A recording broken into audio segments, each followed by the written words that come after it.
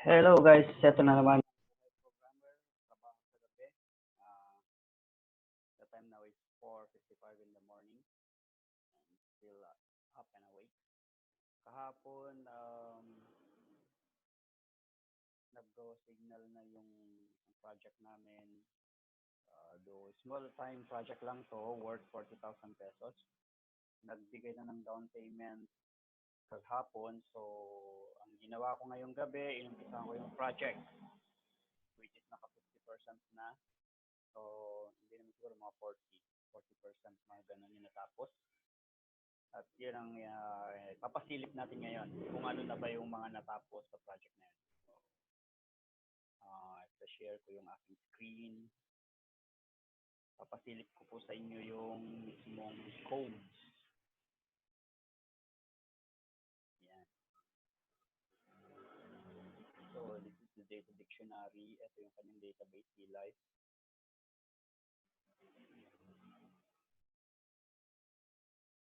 And ito po yung mga pages na natapos ko na. Wala pa siyang dashboard. Ang natapos ko lang is yung registration, which took up about 20%.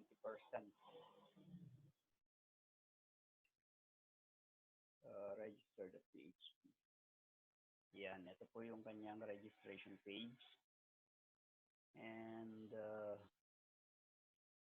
there you go. Sa-share natin yung kanyang source code. Ito yung kanyang source code. Well, dito sa ating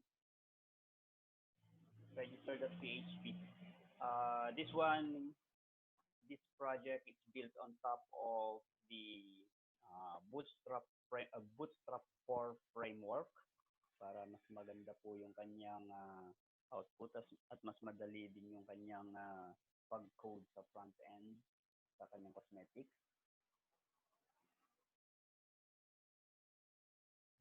Okay, so ito po yung kanyang register.php page. Ito po yung form. Okay, meron po tayo dito, may mga ginawa akong mga add-on files dito sa kanyang library folder. Yung config.php file, ito po yung kanyang connection and the session parameter. Yan, naglagay ako ng mga comments para nang sa ganun, hindi ako mag-stop later pagka dumami na yung kanyang codes. Dahil inaasahan po natin na aabot po sa mga more than 10,000 lines of code. Yan, so nilalagyan ko ng comment, properly commented po yung ating codes, bawat pages, para nang sa ganun hindi tayo malito. So, dito sa part na to, ito yung session. Ayan. Ito yung patungkol sa session, yung pag-create ng session, pag-detect, pag-create, pag-destroy. It is necessary po kasi na i-destroy natin yung dating session bago tayo mag-create ng panibago. Okay, so ito po yung kanyang connection. Yung kanyang host ay localhost dahil nandito lang siya sa local machine. And even po i-upload na natin siya sa web server since the most web server hosted or hosts their database server on the same machine as the Apache server. So karaniwan sa mga web servers natin, local host din yung nilalagay na host. Okay, so database name, yung DB name is live, username is root, password is blank. Babaguhin po natin lahat yan depende din sa sa setting or dun sa parameter ng database natin sa web host. Okay, so yung link na variable, yun po yung humahawak dun sa connection. Ayan, nilagay ko po yung para tama yung kanya yung magiging time, hindi niya susundin yung server time. Kasi karaniwan ng mga web servers natin is hosted sa US or sa ibang bansa. Kapag hindi po natin isinet yung local time zone using this date default time zone set keyword, susundin po niya yung time zone ng server. So, pagdating dito sa Pilipinas, mali na. Ang mga user po nitong system na to ay nasa Pilipinas lahat. Kung kaya tama lang na iset natin yung time zone sa Asia, Manila. Pwede po natin gawing dynamic yan kung kinakailangan para nang sa ganon kung ano yung time zone ng user, yun yung magiging time zone na makikita niya sa system. Okay, so dochead, docheader.php. Lahat po ng pages, tinanggal ko yung header ng doc yung sa head tag, between head tags, at inilagay ko sa isang page para nang sa gumaan-gaan naman or mabawasan yung file size ng bawat page dahil gagamit sila ng centralized uh, include file. Since pare-pareho lang din naman po yung header niya, pare-pareho yung style sheet lang ginagamit. Ang pagkakaiba lang po siguro is yung title. Kaya ginawa ko siyang dynamic dito. So, i-echo niya yung or di-display niya yung page title variable kung saan nakaset naman siya sa bawat page. Halimbawa dito sa register.php, kung makikita mo sa taas, page title is equals to member registration. Ayan. So, ganun po siya. Tapos i-echo mo siya dito. Para ma-successfully na ma-display mo yung page title na isinet mo, kailangan mauuna yung pag-set mo ng variable bago yung pag-call mo dun sa include file. So, paano yon?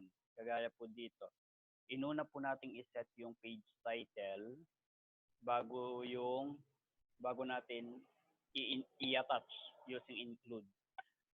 Take note guys, sa mga would-be programmers, sa PHP, dalawang paraan ang pag-include ng file. Yung isa po ay yung paggamit ng include keyword at yung isa ay yung paggamit ng require once, kagaya po nito. Require once, library core.php, and then yung isa is include library docheader.php. Pareho po silang ini-include or ini-attach nila yung specified file dun sa page. Ang pagkakaiba po nila, yung require once is more strict, mas stricto siya. Hindi mo pwedeng i-attach ang isang file ng dalawang beses sa isang page. Yan. Magkakaroon po siya ng error. While sa include, pwede mo siyang paulit-ulit na i-include. Okay? And pag nagka-error, ang include keyword, i-ignore lang po niya. While sa require once, mas stricto siya. It will halt the execution. So, may mga pagkakataon na kailangan natin gamitin yung include, may mga pagkakataon kailangan natin gamitin yung require once. Halimbawa, yung errors, pag-display ko ng error. Yung error kasi ay inilagay ko sa isang page, tapos ini-include ko na lang after kong i-push yung mga error messages dun sa page na yon. So, pwede ko siyang ilagay ng paulit-ulit sa isang page kung saan ko gustong i-display. Let's say, for example, gusto kong mag-display sa gawing itaas ng page, tsaka sa may footer ng page yung error messages in case na magkaroon ng error. Pwede po siya using include keyword. Hindi siya magkaka-error. Okay, so yun po yung pagkakaiba ng require once sa include keyword. Okay, so tuloy natin yan yung register.php. Konti lang siya. 106 lines of code. Since gumamit naman tayo ng Bootstrap 4, So, ayan po. Etong mga to ay mga JavaScript na built-in sa Bootstrap 4. So, yung JavaScript na yan, yung Bootstrap na po ang gumawa. Kasali po siya sa Bootstrap framework. Kinokol lang po natin siya. Okay, next is yung activation. Ayan. Pagkatapos mong mag-register, kailangan mong i-activate yung account mo para makapag-login ka. So, konti lang din yung codes. Dito po tayo ngayon pumunta tayo ngayon sa core.php. Dito po tayo nagtagal. Okay. So, ang isa sa kinatatakutan ng mga web developer ay ang SQL injection hacking technique. Okay. Isa yan sa karaniwang ginagamit ng mga hackers para pasukin ang isang website. Though, para protektahan yung website natin kontra sa SQL injection, ang sabi ng karaniwang mga programmers is, do not use direct insertion or updating a database. Kailangan gumamit ka ng prepared statement. Prepared statement, but most of the programmers, sinasabi din nila na prepared statement alone cannot protect your database against SQL injection. Pero in totoo nga naman, kahit na prepared ang statement mo, kung pinapayagan mo ring i-execute ng buong buo without modification yung mga user input, useless. Kayang-kaya pa rin i-manipulate ng hacker yung inyong database. Okay, so gumawa ako ng isang function, tinawag ko itong protect function, para i-filter. Ito po ay parang katumbas siya ng sanitized SQL, sanitized input string ng PHP, kung saan yung mga characters na ginagamit karaniwan sa SQL injection, especially yung tinatawag nating magic code, ay pinapalitan po niya ng SQL safe string. Halimbawa, yung single quote, nilalagyan po niya ng backslash. Parang ganun. Pero dito po sa ginawa kong protect function, nire-replace or pinapayagan lang niya ang certain character para ma-save sa database, para ma-execute sa SQL. Yung ibang mga characters ay tinatanggal niya. Dito sa ginawa ko, tinanggal ko lahat ng special characters. Iniwan ko lang, ang pwede lang i-input ay letters from A to Z, small and capital letter, digit from 0 to 9, at sign, period, underscore, tsaka dash. Ito lang po yung pinapayagan nating i-enter nila. And then, okay, so dito kasi, pag ito lang ang pwede nilang input, minimize na yung chance ng SQL injection. And then, tinanggal ko rin. Dito sa function na to, ini-strip niya. Tinatanggal niya yung mga word na drop table, delete from, select asterisk. Kapag merong ang isa sa mga yan dun sa string input, tinatanggal niya. So, mas safe. Maliban dun sa baba, mamaya papakita ko rin yung paggamit natin ng prepared SQL statement. Okay, so dito, kinolect ko yung data from the post method ng ating form. Yan, and then ini-assign natin sa mga variables. dito sa part na to is nag-validate ako. Halimbawa, if full name, yun yung variable na pinaglagyan natin ng full name field mula sa ating form. So, if empty yung full name, array push error. So, magdi-display siya ng error. Yung errors kasi, dineclare natin as array. Okay? So, ipupush niya, maglalagay siya ng entry doon sa errors array na message. Yan. Please enter your full name, blah, blah, blah. Lahat ng fields ay binavalidate natin kung empty or hindi. Lahat ng required fields. And then, check niya rito, titingnan niya kung yung registration code ba na ginamit niya or in-enter niya ay available pa. Yan, where reg code and the status is available. Yan. So, kapag available, or kapag hindi na available, kapag zero yung raw count, magdi-display ulit siya ng error. Okay, now check if the upline already has two referrals. Since binary tayo, dalawang referral lang. I-check mo, kukunin mo yung, kahit isang field lang yan, pero for simplicity, ginawa ko lang asterisk. Natamad ako mag-type. Select asterisk from members where upline is equals to upline. Yan. Yung upline na variable. Yun yung username ng in-enter mo. So, result, query mo, then ipapasa mo sa rows variable. Bibilangin mo ngayon kung ilan ang pumasok, o kung ilan yung nasa row count. If greater than or equals to 2, that exceeds the the, the limit of that is left and right hand, magdi-display siya ng error.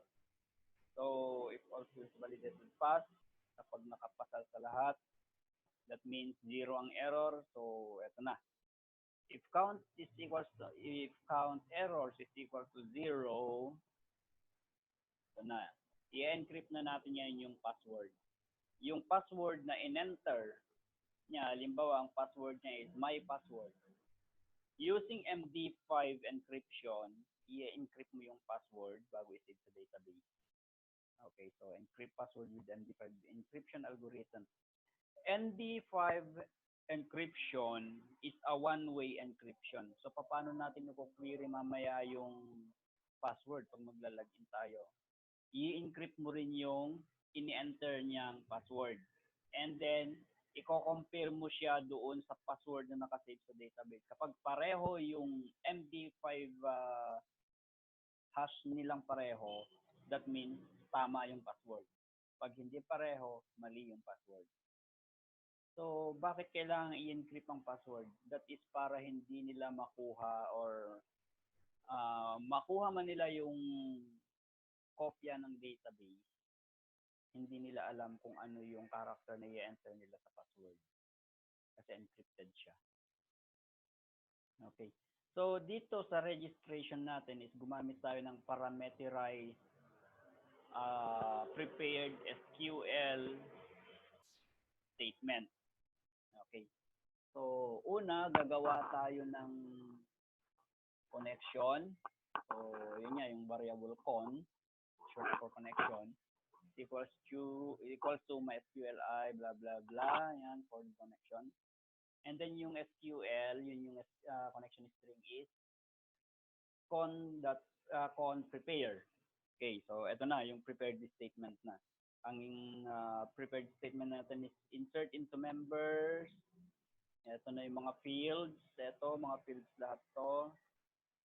Tapos yung values, bakit question mark? Okay. Kasi ibabind natin mamaya. Yun yung protection, yung binding. Hindi yung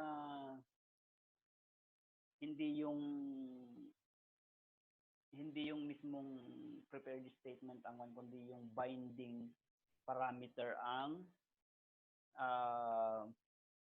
magpoprotekta doon sa database natin against SQL injection. So, bilangin mo kung ilang parameter, Bilangin mo kung ilang fields meron dun sa i-insert mo. Yun din yung question mark na ilalagay mo. Yan. And then, sa baba, ibabind na natin, SQL bind param. That's binding parameter. Bilangin mo kung ilang fields, yun din yung bilang ng S. Okay, so bakit S, S, S, S, S na mahaba? Actually, S is short for string. Kapag yun sa ng title is integer, etong isang to ay I. So, I, S, parang ganon. Kung ilang piraso yung fields at kung ano yung field type niya, yun yung ilagay mo. Halimbawa, ito is integer. So, I, S, string. Tapos, ito is, let's say, blob. Lagay mo B. Tapos, integer. Ito float. Lagay mo F. S, S. Ganun lang. So, bilangin mo kung ilang fields. Yun din ang ilagay mo rito. Siguraduhin mong tama yung ilalagay mo. Kasi kapag nilagay mo ang integer, o inilagay mo ang string doon sa integer, hindi siya masasave. Minsan, hindi magdi-display ng error, pero walang nasa-save na data. Okay. Kahit yung magkulang ka lang dito, let's say, 10 sana yan, 8 lang o 9 lang nilagay mo rito. Kulang na. Hindi magsa-save. Walang error na lalabas, pero hindi magsa-save. Okay. So, after that first parameter, susunod na yung list ng mga variables na ipapasok mo doon sa database. So, yan. And then, sa baba, ibabind mo siya or tawag dito, i-assign mo na yung value ng mga variables mo to. Okay? So, once na i-assign mo na dito sa baba, i-assign mo siya, it's time to execute. So, i-issue mo SQL and execute. Kung makikita ninyo dito sa binding na to, binding dito sa prepared statement na to, ginamit natin yung object-oriented programming practice. Though I am not a fan of object-oriented programming, so I do my codes mostly using procedural style. Bihira akong gumamit ng object-oriented. Unless kapag ine-edit ko lang or may kasama akong hindi marunong sa procedural at mas gamay nila ang object-oriented, pwede rin ako sa object-oriented. So, ako na lang yung mag-a-adjust. Okay, so balik tayo. SQL execute. Ito na yung isa-save mo na siya mismo sa database. Dito na i-bind mo na yung mga parameters, na i-bind mo na yung values doon sa mga variables. Then, time to execute. Pag in-execute mo, ibig sabihin, iniraran mo na yung query mo.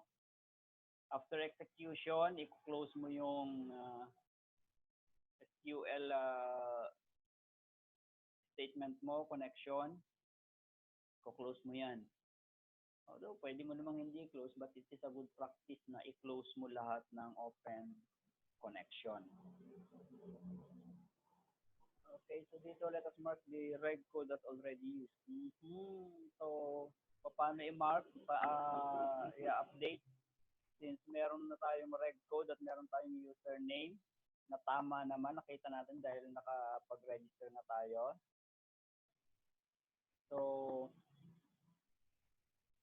i-update lang natin using update table statement.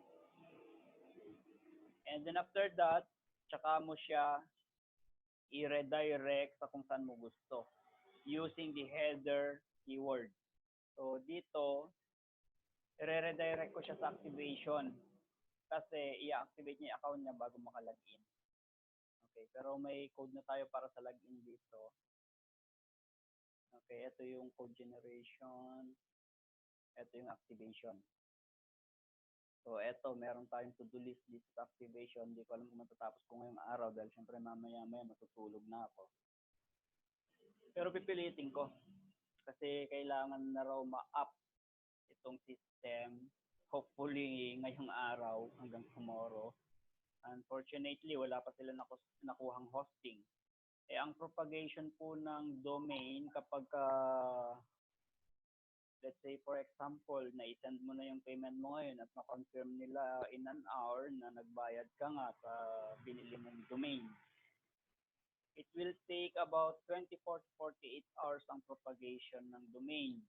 So, magagamit mo lang yung domain na yon after ng propagation. Though, dito sa ginagamit kong hosting, nagbibigay naman sila ng temporary link para makapag-upload ka at maayos mo yung site bago ma-propagate yung domain. Sa mga naghahanap po ng web hosting, pwede po kayong magtanong sa akin at bibigyan ko kayo. Maganda yung hosting na kinukuha ko. Yung company nila is based sa Pilipinas. Though yung server ay nasa US, pero yung company nila mismo ay nandito sa Pinas. Hindi po sila reseller. Talagang sila ang may-ari ng server sa US. So maganda siya. Nasa Bulacan po yung mismong main office nila. And then napakaganda rin ng nila, unmetered bandwidth. Mura na at 300 per month para sa unmetered bandwidth, pero limited ka sa database at limited ka sa disk space and also limited din yung ibang mga features. Pero may mas mahal, yun na, habang syempre tumataas yung bayad, tumataas din yung specifications mo. Ang kinukuha ko is 1 gig yung RAM allocated. So 1 gigabyte ang allocated na memory and 20% of the computing power ang allocated sa akin sa website namin sa vrresources.com. And also we have 15 gigabyte of disk space, which is too much, more than enough. And unmetered bandwidth na po yun. So, okay na, walang problema. Ang maganda dito kasi sa hosting namin ngayon, 99.9% ang uptime. Tapos ang scheduled maintenance nila is once every 3 months lang, and it will take only about a few minutes para so ang ginagawa siguro nila is meron silang dummy server, tsaka na lang nila minamigrate yung setting na ginagawa nila or yung update. Yan siguro ginagawa nila, kaya bihirang mag-down, at pag nag-down saglit lang sa maintenance. Okay, so yan yung core.php. Ito yung sinasabi ko kanina, yung errors.php na ini-include ko, di ba? Late lang. Page script. Nandito rin kasi sa page script yung logout code natin, then yung pag-call sa mga JavaScript. Ito ang ginagawa ng ito yung mga codes ng Bootstrap kasi, yung CSS sila nang gumawa sa Bootstrap framework, and JavaScript codes na kung ilang daang line, which is it takes time bago kumatapos sana, dahil na syempre magde-debug pa tayo. At pagka gumawa ka naman ng mga script, hindi ka lang parang nag-encode lang sa Word, kundi talagang pinag-iisipan mo ng todo, iniisip mo yung logic, magde-debug ka pa. So, mahirap. Mas magandang, since meron naman tayong available na mga framework na naka-design para pasimplehin yung ating mga trabaho, bakit din natin gamitin, di ba? Hindi porke gumamit ka ng framework na gawa ng iba ay bobo ka na. Actually, matalino ka dahil alam mo kung paano pabilisin at pagaanin yung trabaho mo bilang isang programmer. Okay, so eto, siguro tong system na to matatapos ko within a week or less than a week. Okay, so, yan. Less than a week matatapos ko, tapos na rin ang 40,000. So, hindi ko naman sarili yung 40,000 na yun, guys. Kasi kung sarili ko yun, mayaman na ako. Diba? Nga, Imagine, sa isang buwan, makagawa lang ako ng isang system. Pero hindi ko yung sarili. Uh, we are a team. Ako ang developer, but of course, hindi lang naman yung pagiging developer ang trabaho na ang magiging trabaho. Siyempre, merong kailangang manager dyan mag-manage ng mga transactions. Merong marketer, sila hahanap ng mga kliyente. Kahit gaano ka kagaling na programmer, kung wala ka rin namang kliyente, useless. So kung magaling kang programmer, you need to find a person who can give you clients. Di ba? Para nang sa ganun, no? Marami kang gagawin. Ang gagawin mo lang, nakaupo ka lang doon, gumagawa ka lang maghapon magdamag. Sila nang bahalang maningil, silang bahalang maghanap ng kliyente, silang bahalang makipag-deal. Gawa ka lang ng gawa. Di ba?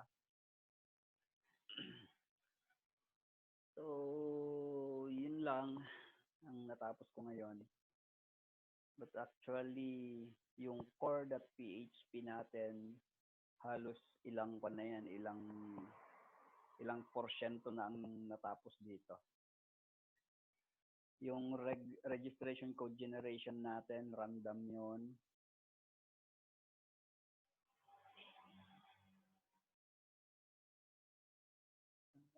Saan ko na nga ba nailagay yun? Ito, generate code. Using the rand keyword to generate the random characters and letters and numbers, since disallowed ang mga special characters.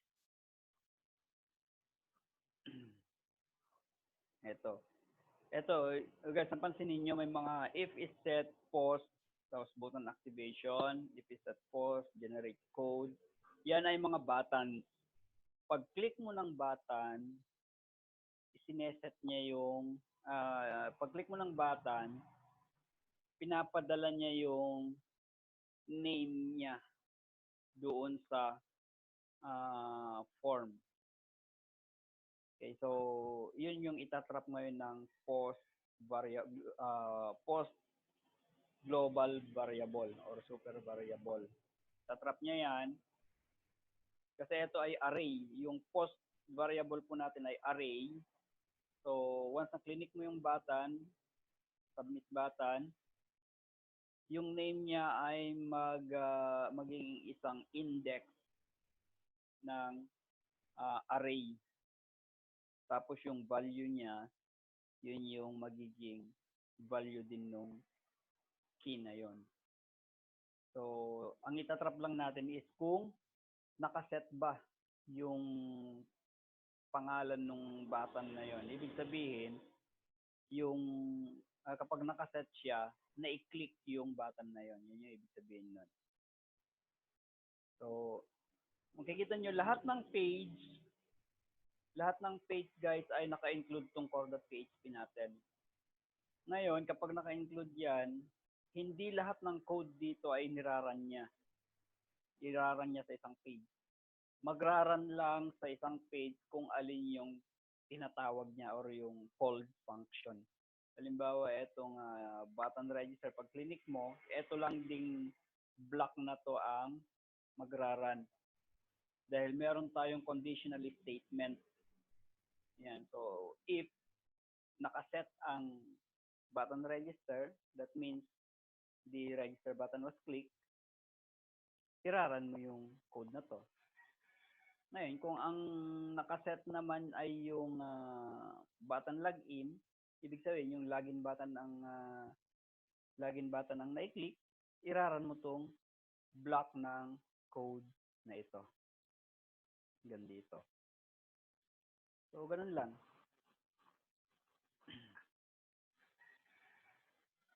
Okay, so yan yung natapos natin. Ito yung activation, page scripts, errors, config.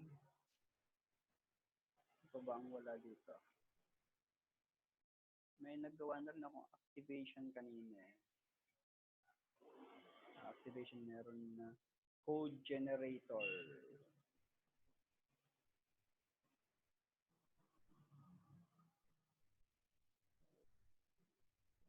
code generator. Ito yung ating code generator. Itong code generator na to ay ginawa ko para mag automatic generation ng mga user code. So, paano mag-generate ng code? Code generator. Okay.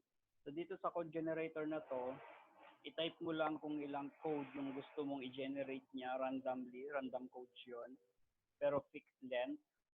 Tapos click mo yung register, generate code.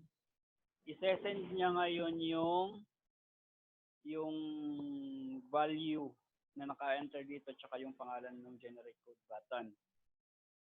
I-send niya doon sa file na core.php, which is itatrap niya ngayon yung generate code. Ano yun? Generate code, code generator. Ito, generate code entry sa post array natin.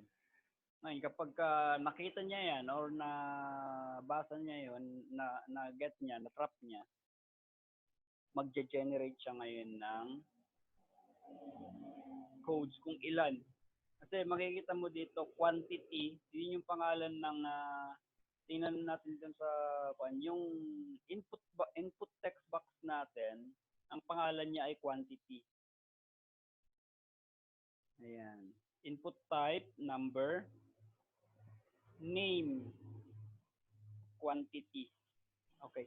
So, yung name ng mga form controls, yun yung nasa-save, yun yung nagiging key doon sa post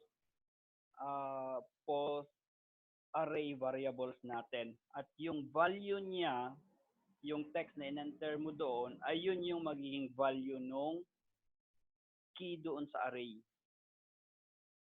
Okay, so once na, let's say, for example, mag-generate tayo. Tingnan muna natin kung ilang codes ba ang available para makita ninyo yung function niya. Reg codes.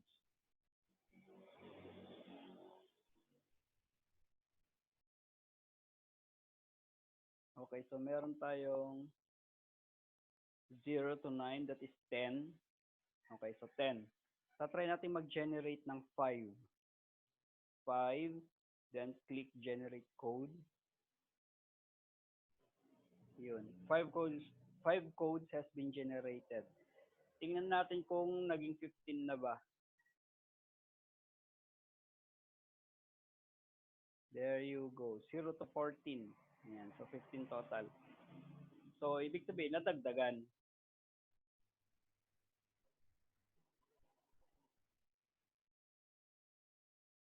Okay, so nadagdagan na siya. Okay, so tapos na ang code generation, tapos na ang registration, login form na lang, at tapos na rin yung code sa login and activation, tapos na rin. May konting problema na lang siguro sa login, pero kung saglit lang i-debug yan. Lahat ng to guys, ginawa ko mula kagabi 7 p.m. hanggang kaninang 4 a.m. So, sa loob ng magdamag, ito yung natapos ko. Okay. So, dinesign na rin natin to. Dito tayo nagtagal sa designing eh. Hindi tayo designer eh. Wala tayong ka-taste sa art. Anyway, at least okay lang din naman nagagawa natin. Okay, so hanggang dito na lang ulit guys. Next time, ang gagawin natin, magkukuhan tayo. Mag-tutorial tayo ng web development.